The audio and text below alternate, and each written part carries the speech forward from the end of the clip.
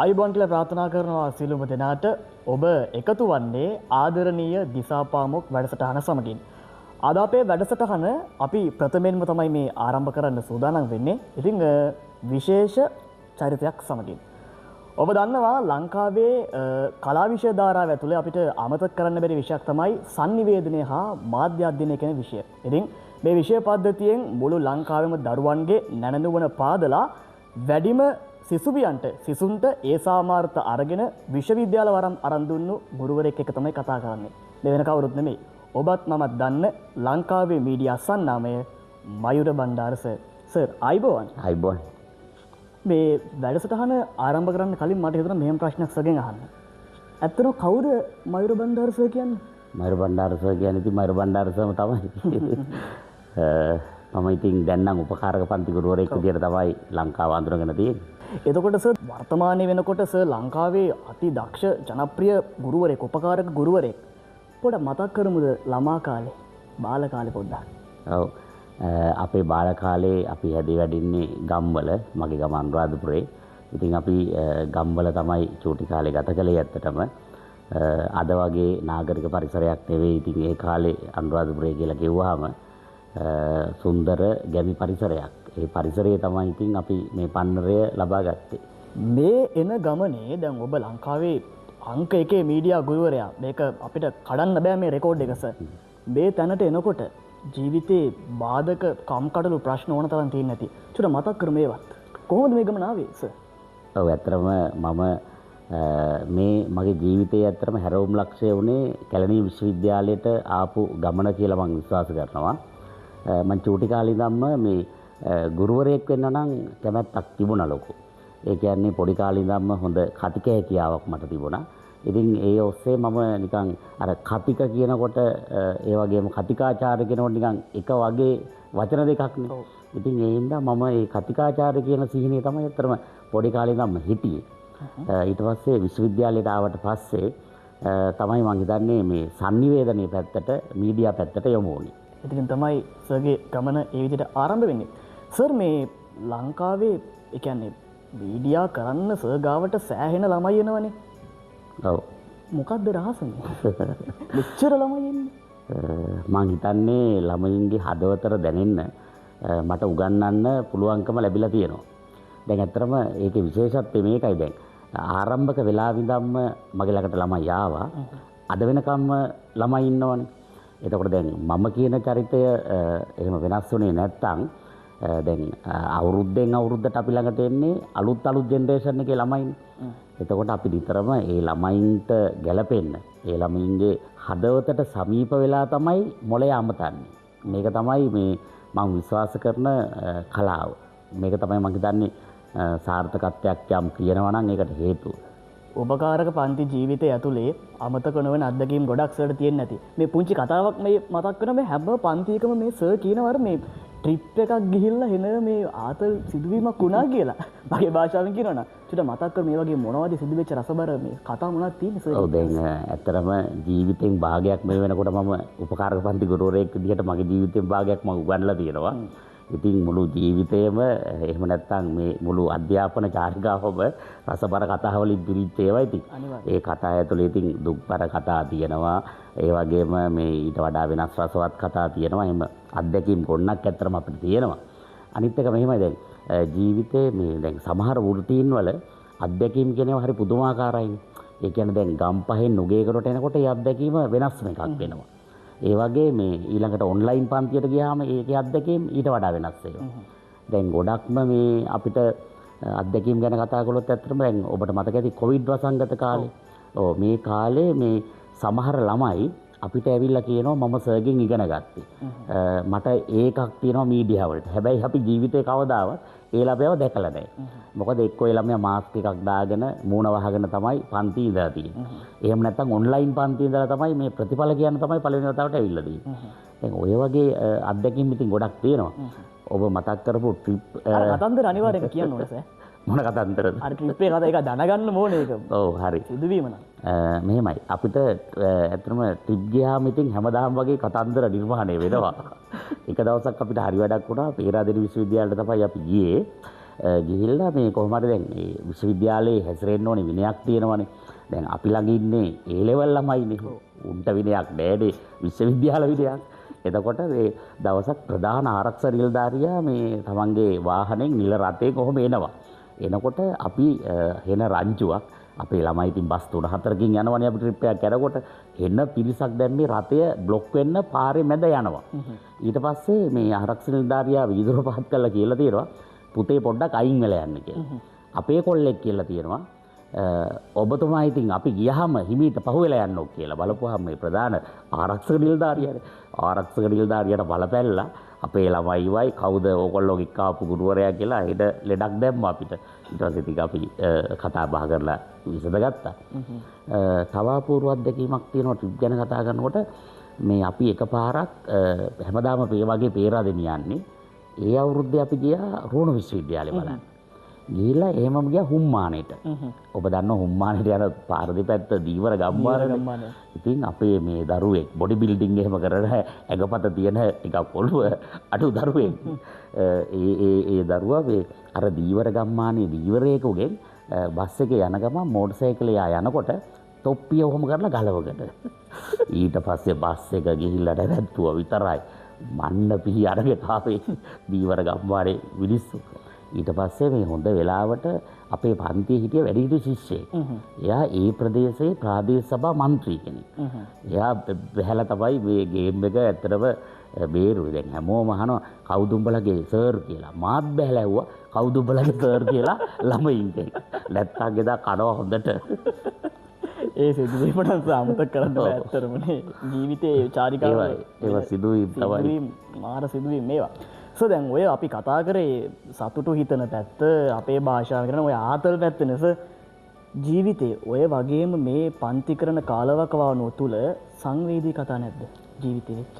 තියෙනවා. දැන් අපිට ඇත්තටම ගොඩාක්ම ඒ වගේ සිදුවීම් ඇත්තටම ඉතින් දිනපතා වගේ තියෙනවා. ගොඩාක්ම අපේ රටේ මේ දැන් අදත් මට ඔබ එහෙම කතා කරනකොට මතක් වුණේ අදත් මට දරුවෙක් ඇවිල්ලා කිව්වා එයා එකේ පන්ති ඉන්නකොට එයාගේ තාත්තා එයාගේ අම්මගෙන් ඩිවෝස් වෙලා කියලා. එතකොට එයාට ඉතින් මේ කියන්නේ පියසෙනෙහසක් නැහැ. ඔය වගේ සංවේදී සිදුවීම් නම් අපමණ තියෙනවා. ගොඩාක් වෙලාවට ඒ වගේ දරුවෝ දැන් ගුරුවරයෙක්ගෙන් බලාපොරොත්තු වෙනවා තාත්තගේ සෙනෙහස. ඉතින් ඒ වගේ මේ බොහොම සංවේදී දේවල් තියෙනවා. දැන් මට එක දරුවෙක් දැන් අවුරුදු 2-3කට කලින් සිද්ධියක් මේක. මට එක දරුවෙක් ඇවිල්ලා කිව්වා සර් අපේ තාත්තා මගේ පොත් ඔක්කොම ගිනි තිබ්බා කියලා. ඊට පස්සේ මම ඇහුවා ඇයි කියලා. තාත්තා කැමති නෑලු ඉගෙන ගන්නවා. විශේෂයෙන්ම මම ඉගෙන ගන්නවට තාත්තා කැමති නෑලු. තාත්තා කියන්නේ ගෙදරින් ඵලයන් ගිහින් රස්සාවක් කරපන් හම්බ කරපන් කියලා. ඉතින් මෙන්න මේ වගේ ඒවා හරිම ඉතින් සංවේදී නේද? දැන් අපි දකිනවා සර් මේ ගොඩාක් ගුරුවරු වර්තමානයේ ඉන්නවා මේ වාහනවල වීඩියෝ දානවා වාහනවල ෆොටෝ දානවා තමයි ඇචීව් කරගත්තු දේවල් සෝෂල් මීඩියා වල අප්ලෝඩ් කරනවා. සමහර ගුරුවරු ටෝක්ස් දෙනවා. මේ මයුර බණ්ඩාරස කිසි දෙයක් කරන්නේ නැහැ. මොකද්ද මේ ක්‍රියාවලිය? ඔව් දැන් අපේම සහෝදර ගුරුවරු ගැන එතකොට ඉතර කතා කරන්න තියෙන්නේ අපිට නේද? මෙහෙමයි. දැන් කුඩා කාලයේ ගොඩාක් දුක් ගැහැට විඳපු වාහනයක් තිබුණේ නැති තමන්ගේ පවුලට. එතකොට ගෙයක් තිබුණේ නැති ගුරුවරයෙක් අධ්‍යාපනයෙන් ඉහළට ඇවිල්ලා ගෙයක් හදලා හොඳ වාහනයක් අරගෙන ඒක පෙන්වන එක ඇත්තටම මේ ළමයින්ට හොඳ මොටිවේෂන් එකක්. ඒ ගැන මගේ කිසි තර්කයක් නැහැ. හැබැයි මෙහෙමයි දැන් ඔබ මගෙන් අහන්නේ මම මේවා පෙන්වන්නේ කියලා. අපි මෙහෙම කියවකො මට ඒව පෙන්වන්න දෙයක් නැහැ. හරිද? පෙන්වන්න දෙයක් නැහැ මට පෙන්වන්න තියෙන දේ තමයි ඇත්තට මේක මම පෙන්වන්නෙත් නෑ. ඒක මේ එළියට බහැපු ළමයි පෙන්නනවනේ. නේද? දැන් මගේ ළඟට ආපු දරුවෝ හොඳ සාමාර්ථ ගත්තාම දැන් අර ඔබ කිව්වා එහෙම එක එක ගුරුවරු ඉතින් එක එක උපක්‍රම අනුගමනය කරනවා. සමහරු චිප් කියවනවා නේද? සමහරු වාහන පෙන්නනවා, ගෙවල් පෙන්නනවා. සමහරු දැන් අලුත් ට්‍රෙන්ඩ් එකක් තියෙනවා අපේ ෆීල්ඩ් එකේ. මොකක් හරි උත්සවයක් ඕගනයිස් කරලා අපි හැමෝම මෙතෙන්ට ගෙන්න ගන්නවා. ගෙන්නගෙන ඒවල වීඩියෝ දානවා. ඉතින් දැන් ලොකු ප්‍රේක්ෂකාගාරයක් ඇදලා ඉන්නවා මේ ළමයි අතරේ මේවා බලන්න. දැන් ඇත්තටම මේ දැන් මම නම් ගොඩක් වෙලාවට මගේ පන්තියට ළමයි ගෙන්න ගන්නේ උගන්නලම තමයි. මොකද මම ගුරුවරයෙක්නේ. මගේ ළඟට ඉගෙන ගන්නනේ.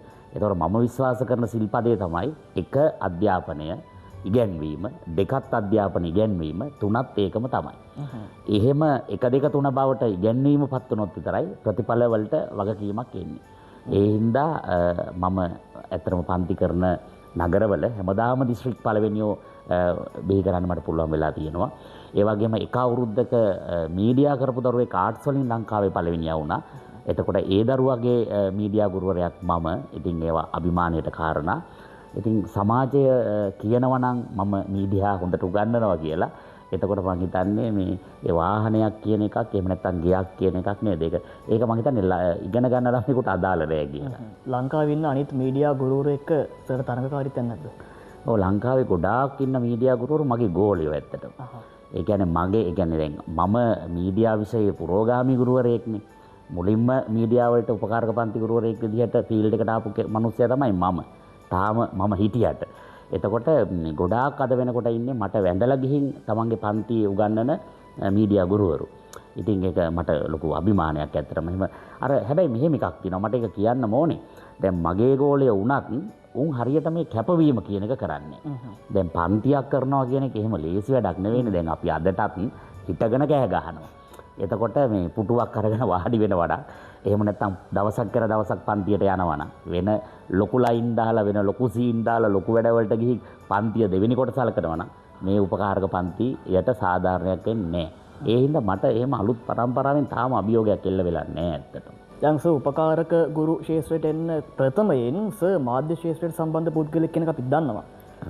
අදටත් වැඩිපුරම කැමති ඒ ශාස්ත්‍රයට නැත්නම් උපකාරක ගුරුවරු කෙනෙක්ද? ඔව් මෙහෙමයි මමත් YouTube කාරේ. මගේ නමින්ම YouTube channel එකක් තියෙනවානේ. එතකොට මගේ එතනින් ආපස්සට යන්නම්කෝ.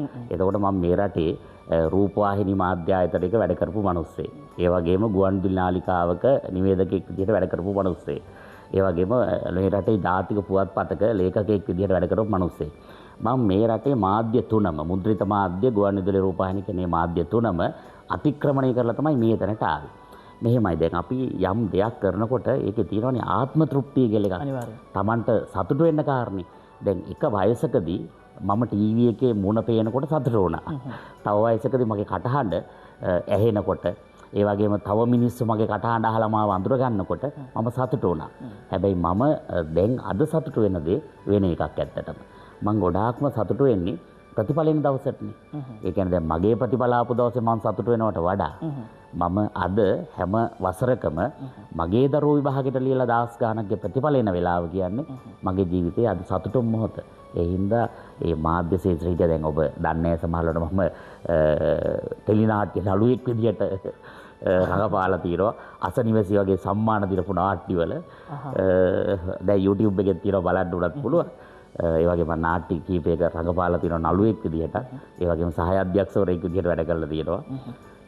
මම අතරම ඔය ඉස්සර මුල් කාලේ ලංකාදීප පත්තරේට නිසදේශ ලිව්වා.